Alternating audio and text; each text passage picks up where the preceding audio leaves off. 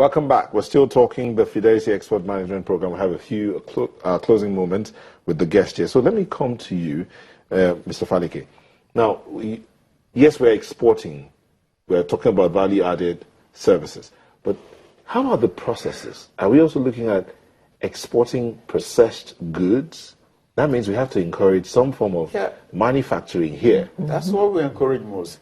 Our shea butter now, we've been seeing that we've processed it. People are turning it to cosmetics, creams, lipsticks, so many things. Here? Yeah. Where are we exporting those to? Because are they America acceptable? is a big market. Even Gary now is being processed. Yeah. At the workshop yesterday, I'm going to get a consortium of Gary exporter. Our Gary is in US. The complaint has always been our quality. Are we now meeting international standards? We do meet international standard. We do, with all respect. Every area of our product meets international standard. I tell you. That's wonderful news. There is an honey in my office now that you well packaged, ready for export. Quite a number of, because we're also assisting in packaging. The last time we conducted a packaging clinic, looking at what you have, then we see what is not good, the gap, they will build it and guide you. The question I'd like to ask, how do you pick these goods that you're going to export? Is it... We invite them for inspection. Then we look at how ready are you? Can you make the quantity? Do you have the right packaging? Then out of it, quite a number of big ones, and a lot of them are export ready. Do you also help them look for markets for We do. That's our job. That's why we take them out for solo exhibition, B2B, and even free. Some people are going to Las Vegas now. They are already on their Let's Go for fashion. Okay. Let me take this to Chidi. Okay, we have some questions that have been sent in by individuals. Edo Chukwedo says, I'm interested, how do I become a part of the next class? And Efosa says, this is good for Nigeria. What is the criteria and how do individuals join the program? Basically, it's the question. Very, very simple. You can go to any branch of Fidelity, they'll give you the information there. Go online to Lagos Business School or Fidelity Bank website, it's there. ELI at fidelitybank.ng. ELI at fidelitybank.ng. It's in the newspapers, it will be in the papers on Sunday, and the class starts on the 22nd. It's nearly full. In fact, I had to be stepped down from the first class. This one is nearly full, and I think there's still less than a dozen spaces, so please, we still encourage us. And if we see sufficient numbers, I'm sure we can persuade the NEPC and the LBS to think about EMP3. The third class. EMP3. And whatever it takes to get Perfect. Okay, now we have to start winding down. Yes, indeed. So I will start with Ngozi because she has taken part in this. She's experienced it. What advice would you give to all these guys who are interested in joining the next class? All I can say is that they should make sure that they attend, because if you attend, your life can never be the same again. If you don't want to catch cold when dollar sneezes, I think this is the way to go. And I think that Fidelity Bank should be commended for the revolution they have started. Bring us the business. It is highly subsidized. For now. It is highly subsidized, and I think the LBS should be given credit for that. Okay, Doctor, your final word. That's right. At the Lagos Business School, a 5-day program goes close to about 300 and something thousand. But ABS came in and said, look, this is our contribution to building the export capability. We slashed the entire thing down by 50%. To allow a lot of guys to come in. And just notice, we're still bearing the huge cost of having to run this program, maintain the facilities. Okay, so the participants still have to pay some... It's a token compared to what we normally... Discounted almost 50%. So Fidelity doesn't pay that? No.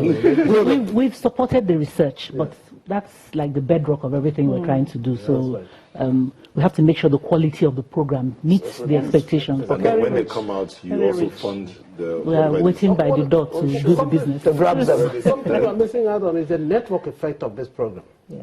Brought the facilitators, brought the guys from different areas with different interests, and they're all now saying the same thing, and then breaking out into subgroups that are focusing on different products that they really need to work on and export. And it's also fast-tracking your own experience. So, Mr. Falike, your last word. Yeah, all I need to say is that everybody needs to export. The Western Nigeria that we have today was I'll developed. export you. Yes, we should. Please don't export to me. But if you remember, in the 60s, there was nothing like oil. But the great cocoa house was built by cocoa. Many good things were done then. And we still have a lot that is yet untapped. The solid minerals is there, vast. Nobody's speaking at that. Entertainment industry is there. The creative art is there. Quite a number of them. And we are ready to partner with everyone. Do you know that there are Nigerians, individuals and groups making shoes, bags, clothes? I mean, things that are wearable every day, and they are of international standard? Sure. Absolutely. We've been to Aba, and I'm coming up with a program very soon that will take them in small bits to America. We have someone We're trying to exporting partner with 5,000 American shoes. This a is month. made in Nigeria. Yeah. I say Perfect. that with the utmost pride. I've created a number This, of this is made in Nigeria. Have you seen this? These shoes are made in Nigeria. So it's The dress I'm wearing is made in Nigeria. But the fabric is not made in Yeah, Nigeria. it doesn't matter. Our The textile value factories addition have is to- made in Nigeria. One thing I might add, though, is simply this. You know, we are now transiting from import-based country to export-based country. And naturally, what you will notice is some kind of vested interest in those who have benefited from what I would call the congested nature of getting things into the country. We are hoping that the powers are there and those agencies that are going to work or are already working on the export chain Side. would understand that there is a serious need for us to streamline the process of exporting so that it moves very smoothly. oh, So it doesn't At the moment- discourage anybody. That's right. At Yeah. the moment, you don't really need to begin to look at the tariffs to figure out duty you're paying on export, which actually is part of the problem that import really faced. Okay? But now it's a lot easier. So we expect that things should get a lot more easier because we still have quite a lot of manual documentation associated with exporting. okay. Just quickly. ITH, That's what we're talking about at the beginning of this Well, Mr. program. Falike, are the agencies, customs and all of that, are they part of this program? Are they so that ready? They can cut down the amount of Red tape. Red tape. Yes, they are. They were in the class. They were one of the facilitators. And apart from that, we work together. Every month we meet together to discuss issues. Banking. What about the issues, the need to get foreign exchange probably to do one thing or the other? Is that made easier for those exporting? I think there's some priority sectors, even right now, which will favor value addition businesses. But if I may take my Fidelity's final word, I think Nigeria has over 300 commercially viable exportable goods today.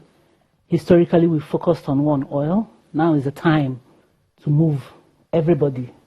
Come for these programs. Go for any capacity building program you can find and move into any of these 300 products. We need the foreign exchange yesterday, and we have what it takes Okay. to get it. Thank you very much.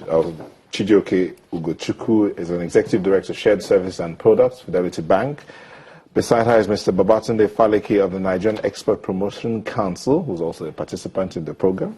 Dr. Frank Ojadi is of the Lagos Business School. They handles the program, the training, and Ngozi Nzogu is a businesswoman, exporter, and participant in the program as well.